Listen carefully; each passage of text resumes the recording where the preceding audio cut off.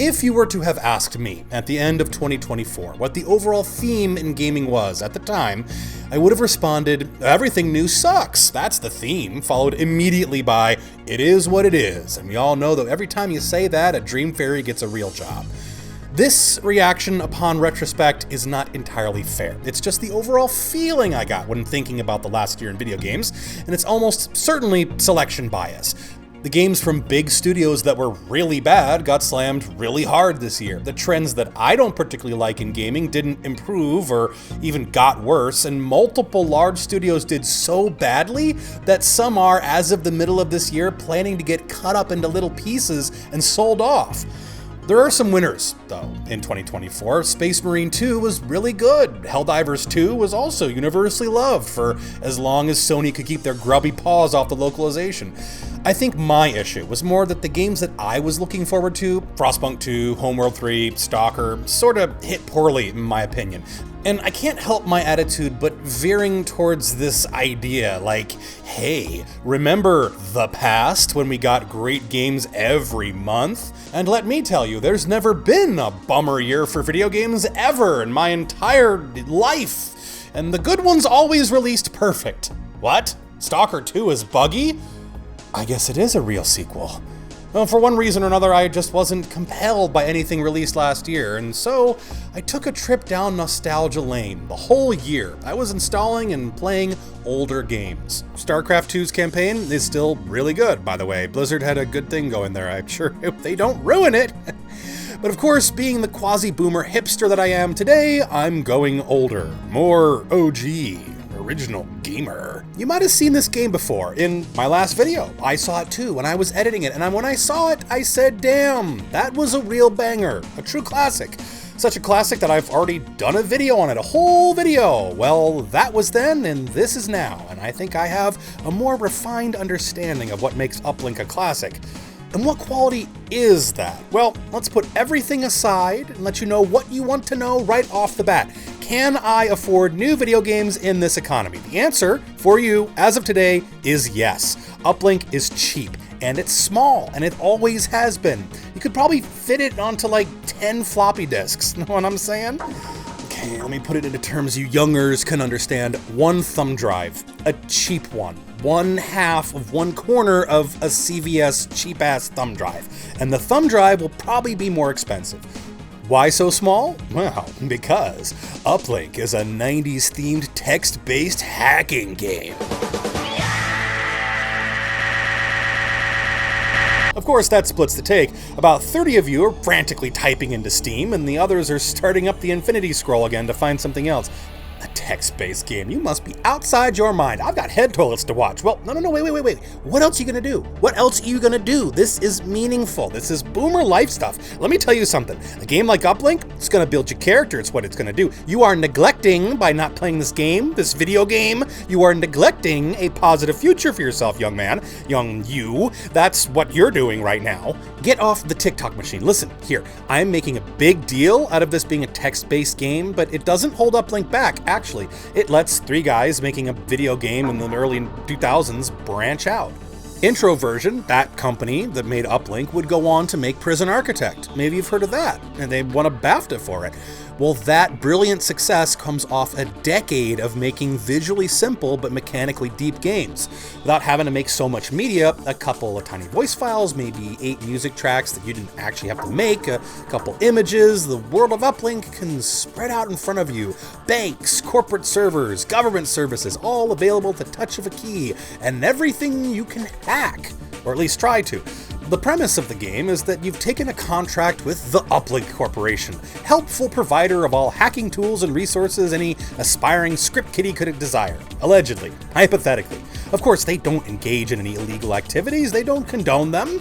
All of their tools and explicit tutorials on how to hack corporate databanks and get away with it are hypothetical only. Uplink doesn't hire people to hack anybody, and I bet you couldn't prove that they did. Because see, you're only connecting with your computer to a shell computer that Uplink owns, and everything you do with that computer is your business. And if those interfering international police organizations, if those guys try to seize your computer, well, Uplink disavows everything. Whoa, officer, we did not know any hacking was going on here. Like, whoa, you're crazy. We were not involved. Disavow. Cancel that guy's subscription to our magazine. We did not have anything to do with it. We blew that computer up with a little bomb we didn't know so much, and now nobody knows anything, do they? Gameplay-wise, what does all that mean? Well, it's a roguelike, basically. If you get caught hacking anywhere, your save is bricked, and you have to start again. It also means that Uplink has one of the most one-to-one control mechanisms ever designed. What do I mean? Well, imagine controlling a character in any video game. Let's take first-person shooters. You're trying to take the actions of walk forward, shoot the gun, reload the gun, and abstracting them and simplifying them to button presses. Pressing a button to walk forward is nothing like walking in real life with the balance and the joints and the muscles and everything. More complex actions are certainly not similar. Fistfights or gunfights or jumping from rooftop to rooftop are clearly more complicated than press A than R2 shoulder button.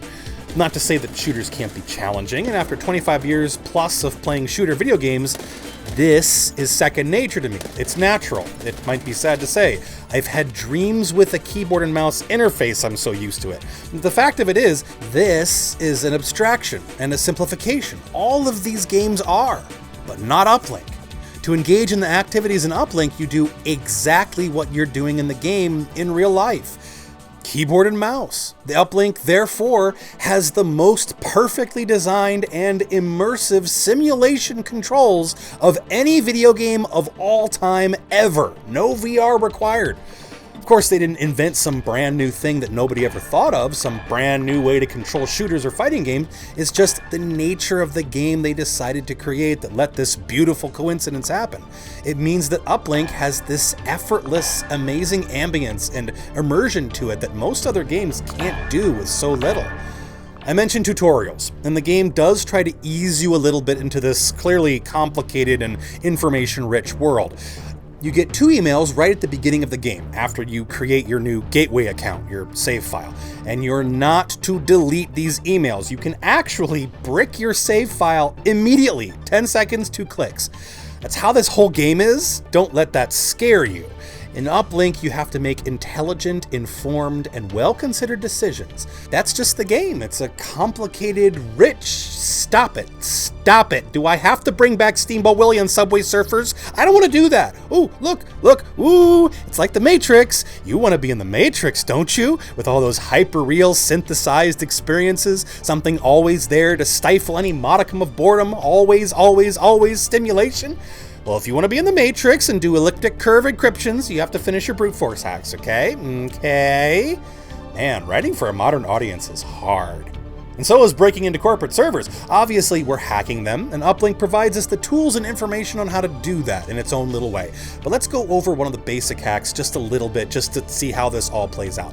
If you want to go into the game blind, if I've already interested you and you want to experience the game without any handholds, skip to this time on the screen. A good amount of Uplink's enjoyment comes from exploring the world yourself. I do not want to take this away from you. Spoiler alert. Okay, so you have to connect to the Uplink internal services machine to access all of your Uplink internal services, and that includes your missions. There's no menu. You have to navigate to a location in the game world in order to access all of the things that you do in the game. The tutorial mission they provide you with covers a lot of the very basics, so we're repeating some steps there when we go to the first copy or delete competitors' files mission type, the very basic mission type you get at first that actually gives you money. A quick Q&A session with the client informs us of the security level. We can bargain for pay, although at this point we don't have the reputation to deserve more money. They give us an email with the target's IP and the name of the file we're looking to destroy or copy. On the map, there's a new blip now, so we can just connect to the server and we got a logon screen. We don't know the logon? Shucks, we'll just boot up our password breaker and start breaking. This is the first way you can die. Whenever a server detects you're trying to hack in, an active trace is started. The computer system automatically tries to trace who is breaking in. If you connect directly to that server from your gateway machine, they will immediately find your IP and alert the internet police. You can go to jail for that. Only if you're over 18. You do not want this. The internet police are nerds. They will not understand the greater, purely educational purpose you have in breaking into other people's computers and stealing their files. You need that data more than they do, but if you don't want to spend any time explaining that to a judge, you need a couple of safety precautions. This is, by the way, if I had a NordVPN sponsorship, I would put it, but I don't. Very sad. First of all, you gotta bounce your connection off a couple other servers. The more servers you can bounce, the better. The more high security servers you can bounce, the better. And if for whatever reason you happen to have admin access to those servers, the best. The more these servers don't want to give their data to you, the more they won't want to give it to anybody else. You also have a tool that gives you a little beep that let you know how close the trace is going. Faster beeps, closer to getting caught. Okay, now we're ready to hack. Go back to the corporate start page and rev up your password cracker and your active trace alert. You can adjust the amount of processor capacity going to all your programs so you can boost your cracker to crack faster, so boost that cracker. I can say that. I can say that. Aside from having an inherent one-to-one hacking interface, Uplink has incredible tension. You got into this locked-up system. You're looking for the file. The active trace is still going. The beeps are getting faster and faster. You try to remember and match the file name. What was it called? Beep, beep, copy the file. Beep, beep, find the logs. Beep, beep, delete the logs. They're catching up. Fast, fast, fast. Close the connection. Whew. We're out. Hack's not over yet, though. You have to make sure no one can follow you. Every connection you make leaves a log, including all of your bounces. And if you don't get rid of those bounces, you're going to get backtraced by those nerd police. You have to cut the chain somewhere, maybe several somewheres in a server that you have access to. And then you're done, you think? See, failure doesn't immediately happen. It takes time for the internet police to do their job. So you wait. Maybe you find out in an hour or so whether you gobbled up enough breadcrumbs on your trail so that Handcuff and Gruntle won't find your candy house. That sounds weird. You could just speed up time, but why do that when there's more hacking to be done and a whole world to do it in? From the point you understand the basic hack, you pretty much have a grasp on how you can explore the entire world in Uplink. There are variations on the security systems present in different servers, and the basic hack won't work on more advanced systems. You'll need to upgrade your tools in order to bypass the higher levels of security, and more importantly, keep your eye out for any indications that you might be in over your head. A lot of learning in Uplink is trial by error, and while the hazards you face are telegraphed, they're done so subtly and often. Like everything else in this game, you have to go looking for information on how dangerous a target is, and then figure out what tools you'll need in order to hack it safely. If you don't do it right, then you'll be happily blowing up social security records or something, and then... Uh-oh, looks like sometime over the last 15 minutes or so, you messed up. Time to remember all the things you did in that time period. Can you do that? I can't do that. Did I take notes? Did the game take notes for me? Probably not. This is a very different method of problem solving than you often find in game design. Uplink does not front-end information. It does not highlight information you need to have. The information is there, but it does not grab your face. This is antithetical to how I've heard AAA game designers describe accessible game design. Do not confuse your players. Do not frustrate your players. My initial reaction to that is, of course, you would say that. I see design by committee types like these in a negative light. I have a knee-jerk reaction to being told I need help explaining that I can pull levers to get treats, okay? And I'm gonna go on a tiny aside, but I think that this points out a flaw in my own thinking that I've persisted with for years. My perception of the games industry as pandering to the mainstream, and my perception of the mainstream as liking a very particular thing. My go-to example of this is the Elder Scrolls series. I loved Morrowind for the feeling that there was this world out there and it was up to you to explore it. You could have walked the same path for days and just decide, you know what? I'll take a different route today. And you discover a cave complex that was right there around the bend the whole time. Maybe nobody but you and the developer have ever seen this cave. It was your discovery. Your playthrough was your own. The world felt natural as your trip on the city bus, but with swords and magic and excitement. The actual quests were another thing entirely. You were really on your own in those days. You did have this journal that helped, only slightly.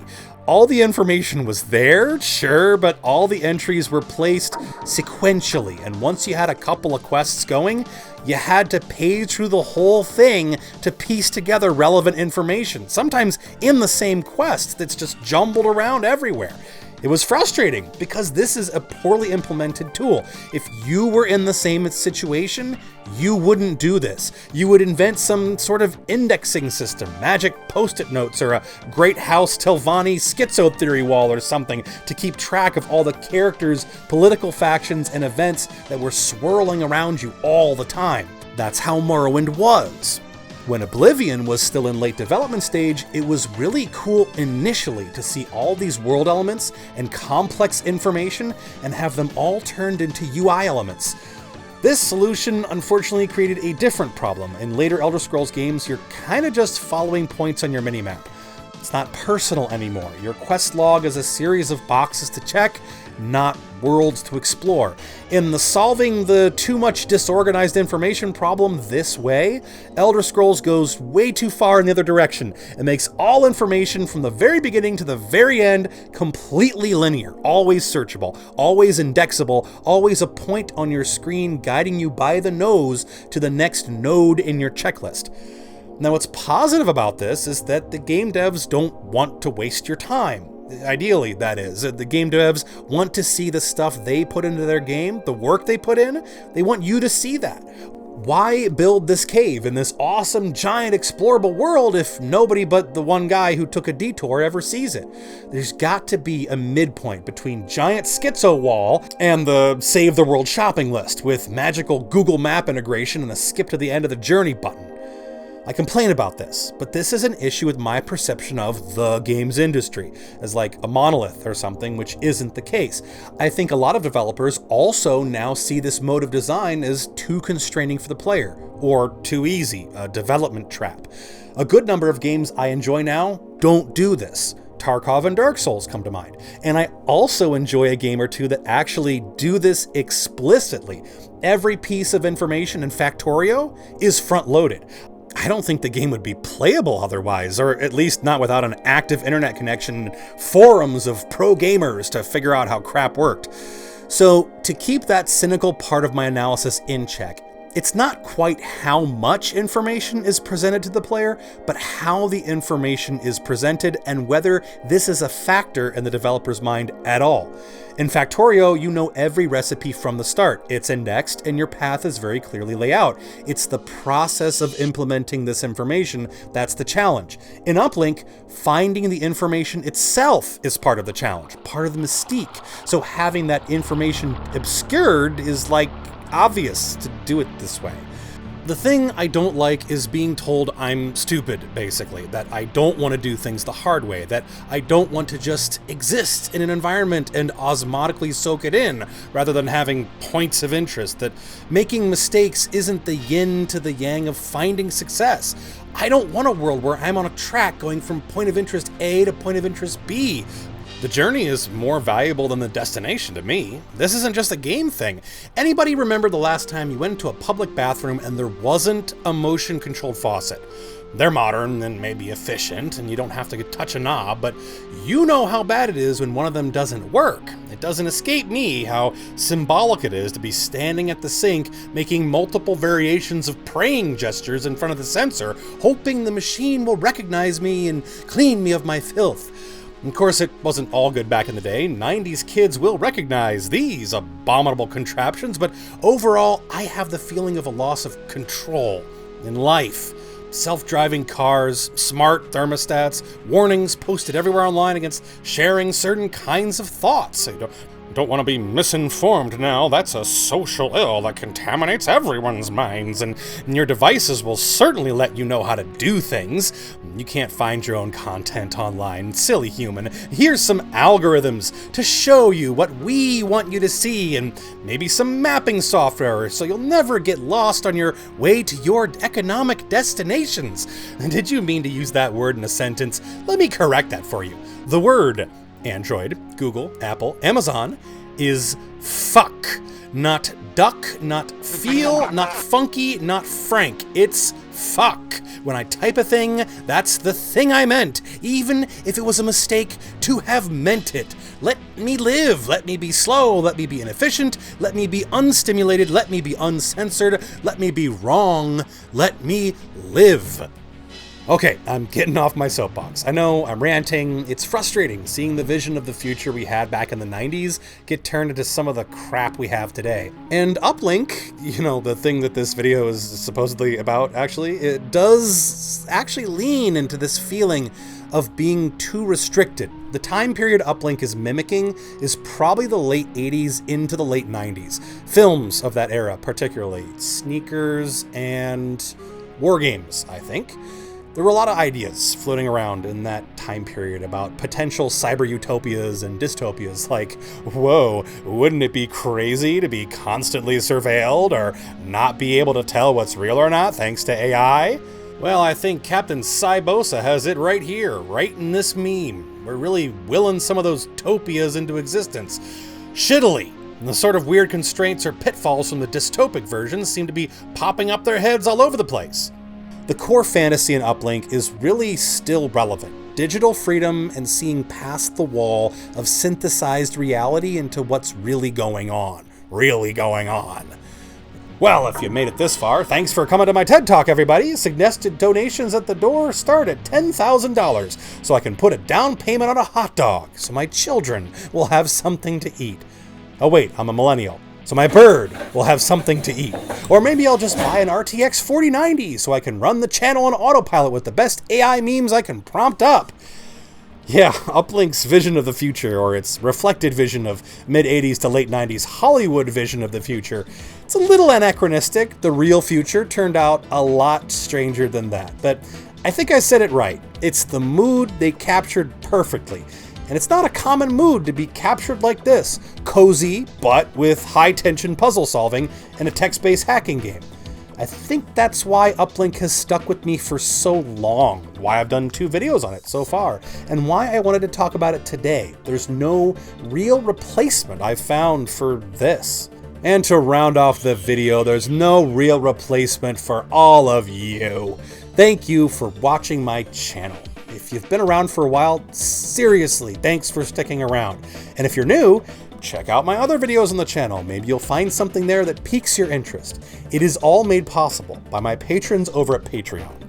My patrons for this month are Jeffrey Sung, Hertz the Best, Uncle Funkle, The Taminus, Nolan Cassini, John C. Riley, Fireon, The Warlord. A huge thank you to you guys and everyone who's ever supported the channel. I really appreciate it. For people to give me money to make little videos on video games, damned awesome. That's what you guys are. Can't say it enough. With that, I am out. Don't let the dystopia get you down. I will see you again.